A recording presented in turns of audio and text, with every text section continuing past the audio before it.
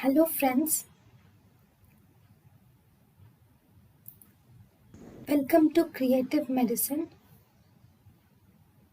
In this lecture, we will learn about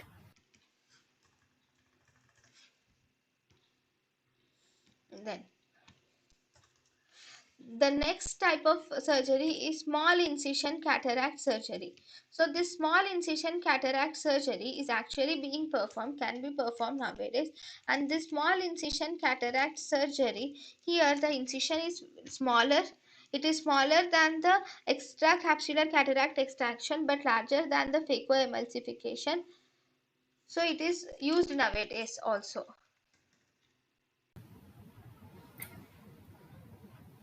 thank you and thank you for watching.